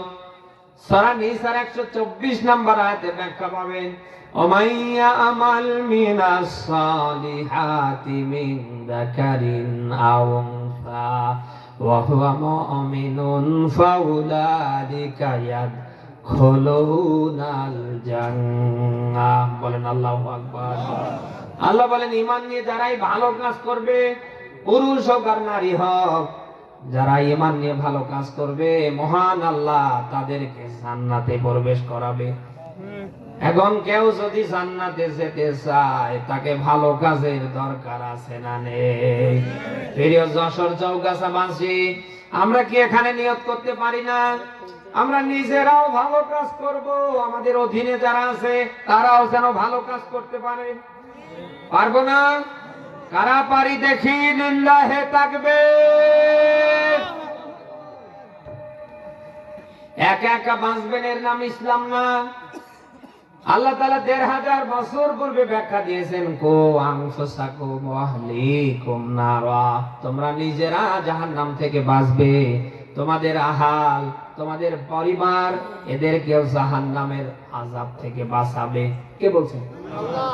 আপনি নিজে একা একা বাঁচবেন এর নাম ইসলাম না। আপনি নিজে বাঁচবেন, অন্যরা কি করে বাঁচতে পারে ওই পক্ষে কাজ করবেন। আপনি আপনার পরিবারের গার্ডিয়ান, রাখাল। নবীজি বলেন, কুল্লুকুম রাঈন ওয়া কুল্লুকুম মাসউলুন আন রাইয়াতি। তোমরা প্রত্যেকে এক একজন পরিবারের রাখাল, গার্ডিয়ান, কর্তা। তোমাদের প্রত্যেককে পরিবার সম্পর্কে ধরা হবে। কথা কি আপনারা শুনতেছেন? আপনার স্ত্রীর ব্যাপারে, আপনার ছেলে মেয়ের ব্যাপারে, আপনার অধীনস্থ যারা, তাদের ব্যাপারে কিয়ামতে ধরবে কে? অতএব আপনি নিজেও ভালো কাজ করবেন, আপনার অধীনে যারা আছে তারাও কালকে থেকে কি করে ভালো কাজ করতে পারে আপনি ওই পক্ষে টার্গেট নেবেন। কিয়ামতের কঠিন মুসিবতের দিনে অনেক গার্ডিয়ানরা ধরা খাবে তার স্ত্রীর কারণে, তার সন্তান সন্ততির কারণে। এজন্য আমাদের স্ত্রী সন্তানদের দিকে নেক দৃষ্টি দেওয়ার দরকার আছে না নেই? পুরুষের তুলনায় মিলান মা বোনরা ডাবলের ডাবল। অনেক মা বোন আছে ঠিক মতো নামাজ কালাম পড়ে না, ইসলামের ফরজ বিধান পর্দা অনেকেই করতে চায় না। এরকম পরিবার আছে না নেই? যারা এখানে কর্তা, গার্ডিয়ান, রাখাল, আপনার কাজ হবে আপনার স্ত্রী যেন ইসলামের ফরজ বিধানগুলি বাস্তবতায় মানতে পারে। কিভাবে মানাবেন সে দায়িত্ব আপনার। এখন আপনি যেন তেন করে যদি মরে যান, আপনার স্ত্রী সন্তান সম্পর্কে কিয়ামতে আল্লাহ ধরবে। সেদিন ওরা বলবে, আল্লাহ ইনি আমাদের গার্ডিয়ান, ইনি আমাদের পায়ের জুতো থেকে মাথার চুলের তেল পর্যন্ত দিয়েছে, যখন যা চেয়েছি তা দিয়েছে, তোমার বিধান মানতে হবে, আমাদের কোনো দিন বাধ্য করেনি। সেদিন গার্ডিয়ান হিসেবে ধরা খেয়ে যাবেন। যারা বাবা আছেন, স্বামী আছেন, ভাই আছেন, আপনার কাজ হবে আপনার পরিবারে, আপনার আওতায় যারা আছে তারাও যেন কালকে থেকে ভালো কাজে নামতে পারে। বলো না কেন? মা বোন যারা এসেছেন, আপনাদের দৃষ্টি আকর্ষণ করছে আপনারা ভালো হন। আপনারা যদি ভালো হতে পারেন, আগামীর সমাজ, আগামীর রাষ্ট্র অবশ্যই ভালো হবে ইনশাআল্লাহ। কারণ আমরা জানি মা ভালো হলে সন্তান ভালো হয় না, হয় না? বলেন বলেন। পৃথিবীতে সবচেয়ে বেশি শিক্ষা পায় সন্তানরা মায়ের কাছ থেকে। এই জন্যই তো দেখতে পাই মা যেমন সন্তান তেমন। কালকে থেকে আমার দেশের মায়েরা যদি ভালো হয়ে যায়, আমার মনে হয় না সন্তানরা কেউ নেশা পানির সাথে জড়িয়ে থাকতে পারে। কোন মা যদি নামাজি হয়, ওই মায়ের সন্তান কি নামাজ ছেড়ে দিয়ে থাকতে পারে? কোন মা যদি পর্দানিশী হয়, ওই মায়ের সন্তান কি পর্দা ছাড়া ঘর থেকে বের হতে পারে? মা বোনদের দৃষ্টি আকর্ষণ করছে, দেশ যেহেতু সংস্কার হচ্ছে, আমরা চাই আপনাদের সংস্কার, আপনারা ভালো হন। আপনারা যদি ভালো হতে পারেন, অবশ্যই আপনাদের ঘরকে আল্লাহর ঘর রাখবে না, মিনি জান্নাত বানিয়ে দেবে। যত মা যত বোন এসেছেন, গুরুত্ব দিয়ে কাজগুলি কালকে থেকে ঘরের পরিবেশে আপনি যদি করা শুরু করে দেন, ওটার ঘর থাকবে না, মহান আল্লাহ মিনি জান্নাত বানিয়ে দেবে। আর একটি কথা না বললেই নয়, আমার দেশে অনেক মা বোনরা আছে, নামাজ পড়ে, রোজা রাখে, পর্দা করে, স্বামীরে মানতে চায় না। এরকম মা বোন ওই এলাকায় আছে না নেই? এক ওয়াক্ত নামাজ দেখবেন ছাড়বে না, কালা বোরকা, হাতে হাত মোজা, পা মোজা, আপনি মিলান, স্বামীরে মানতে চায় না, দামে দিতে চায় না। নেই এরকম মা বোন যারা এসেছেন? কি বলছি, আবেগ দিয়ে নয় বিবেক দিয়ে আবার চেষ্টা করেন। আপনি যতই নামাজ পড়েন, রোজা রাখেন, যতই কালা বোরকা পড়েন, আপনার স্বামী যদি আপনার উপরে রেগে থাকে, নারাজ হয়, আপনার নামাজে, রোজায়, পর্দায় কোনো কাজ হবে না। নবীজি বলেন স্ত্রীর উপরে স্বামী যদি রাজি আর খুশি থাকে, আমি স্বয়ং মহান আল্লাহ ওই স্বামীর উপরে, স্ত্রীর উপরে রাজি খুশি থাকে। অথচ আজ আমার দেশের মায়েরা নামাজ পড়ে, রোজা রাখে, পর্দা করে, অথচ স্বামীরে মানতে চায় না। সামান্য কিছু একটা হলেই দেখবেন হাফ করে থাকে, মুখ খুলতে চায় না, ওদের মুখের দিকে তাকা যায় না, মনে হচ্ছে ভূতে ধরেছে। নেই এরকম? নেই? আশা করছি মা বোনরা এগুলি ছেড়ে দেবেন। আপনি আপনার স্বামীকে খুশি রাখবেন, স্বামীকে কষ্ট দেবেন না। এখন আপনি যদি বলেন যে না, ও দরকার নেই, আপনার নামাজ, রোজা, কালা বোরকায় কোনো লাভ হবে না। আমরা দোয়া করছি মা বোনদেরকে যেন আল্লাহ পাক শতভাগ স্বামীর আনুগত্য করবার আল্লাহ যেন তৌফিক দান করে। আর আপনারা এখানে যারা স্বামী আছেন, আপনাদের দৃষ্টি আকর্ষণ করছি, স্ত্রীর সাথে খারাপ ব্যবহার করবেন না। যতটুকুন পারেন স্ত্রীকে মহাব্বত করবেন, ভালোবাসবেন। পারবেন না ইনশাআল্লাহ? অনেকে আছেন স্ত্রীর উপরে টর্চার করেন, এটা ইসলামে জায়েজ নেই। আপনি স্ত্রীকে মহাব্বত করবেন, ভালোবাসবেন। বিশ্বনবী সাল্লাল্লাহু আলাইহি সাল্লামের কাছে তিনটা জিনিস খুব বেশি প্রিয় ছিল। একটা ছিল নামাজ, আর একটা সুগন্ধি, আর একটা তার স্ত্রী। সুবহানাল্লাহ বলতে পারেন না? এই জন্য স্ত্রীকে মহাব্বত করবেন, ভালোবাসবেন। আল্লাহ তাআলা হুন্না লিবাসুল লাকুম ওয়া আনতুম লিবাসুল লাহুন্না, পোশাকের সাথে তুলনা দিয়েছে। আপনি স্ত্রীর পোশাক, আপনার স্ত্রী আপনার পোশাক। এই পোশাক শরীর থেকে কি খুব বেশি দূরে? কাছাকাছি না? তা আপনি আপনার স্ত্রীর জন্য, আপনার স্ত্রী আপনার জন্য। আপনি যে লেভেলের পোশাক পরবেন, আপনার স্ত্রীকে ওই লেভেলের পোশাক পরাবেন। আপনি যে লেভেলের, যে মানের খাবার খাবেন, আপনার স্ত্রীকে ওই লেভেলের খানা খাওয়াবেন। পারবেন না ইনশাআল্লাহ? বিশেষ করে স্ত্রীকে পিটাবেন না। এদেশে অনেক স্বামী আছে, স্ত্রীকে পিটাতে ধরলে পশুকে ভার মানায় না, মারা যাবে না। একটা নবী, একটা রসুলের জীবনী আপনি দেখাতে পারবেন তারা স্ত্রীকে পিটিয়েছে? রসুলের ছোট্ট একটা হাদিস বলছি, এটা দিক নির্দেশনামূলক। নবীজি বলেন, তোমরা এই স্ত্রীর একটা অপরাধ দেখে তাকে আঘাত করো না, বরং তার পূর্বের ভালো ভালো বিষয়গুলি তোমরা একটু খেয়াল করো। পূর্বের ভালো ভালো দিকগুলির দিকে তাকিয়ে আজকের এই অপরাধটা তোমরা মাফ করে দাও।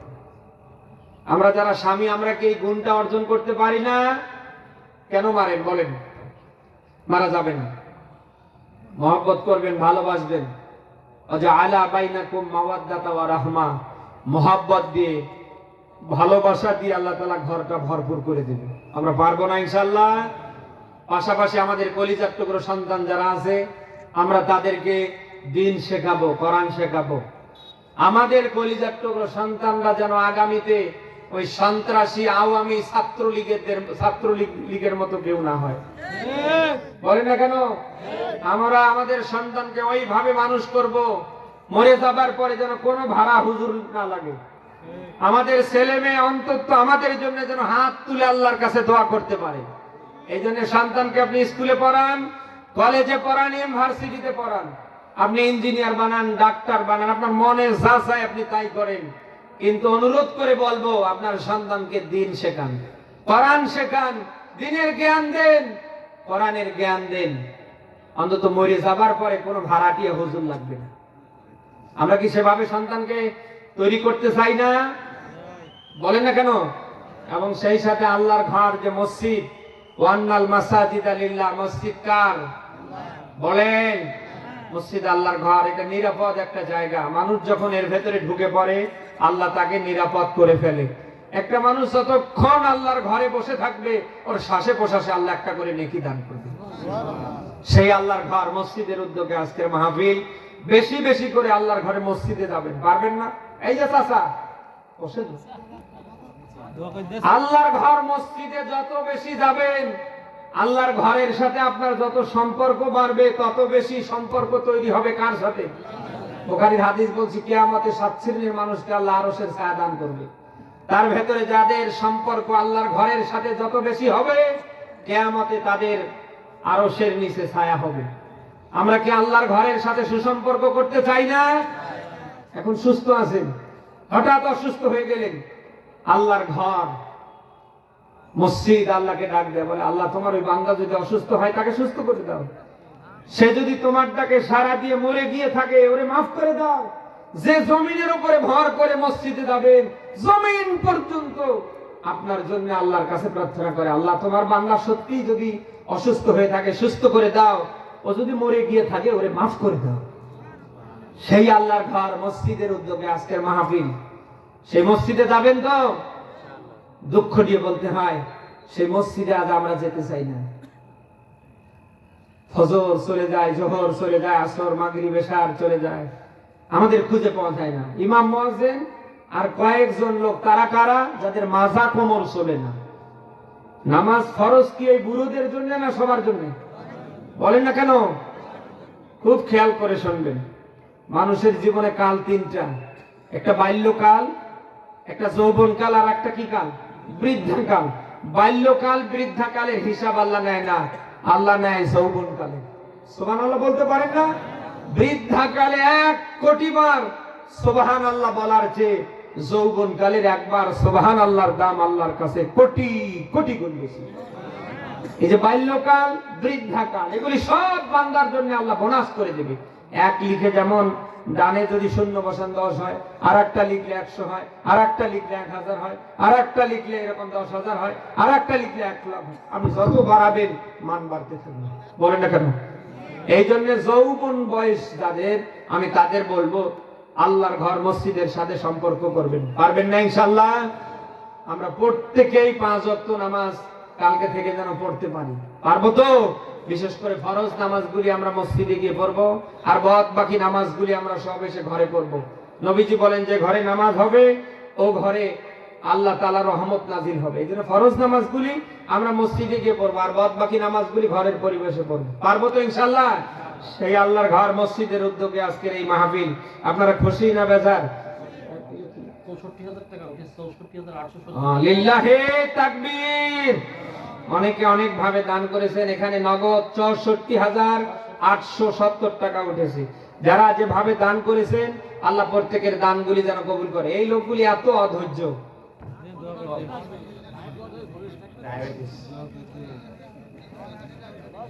বসেন, এই বসেন।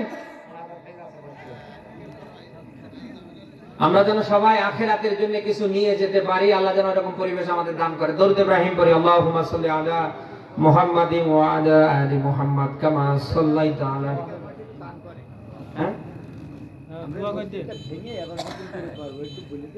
ভাই আছেন কি কেউ? আছেন কি কেউ? শেষে যাবার মতো আছেন কি কেউ? লোকজনেই তো থাকতেছে না। বক্তৃতার মাঠ, বক্তৃতার পরিবেশ এভাবে ঠিক থাকে না, বুঝছেন? বক্তার সামনে যখন এরকম, জানি না আমি ওরা কেন উঠছে, আল্লাহ ভালো।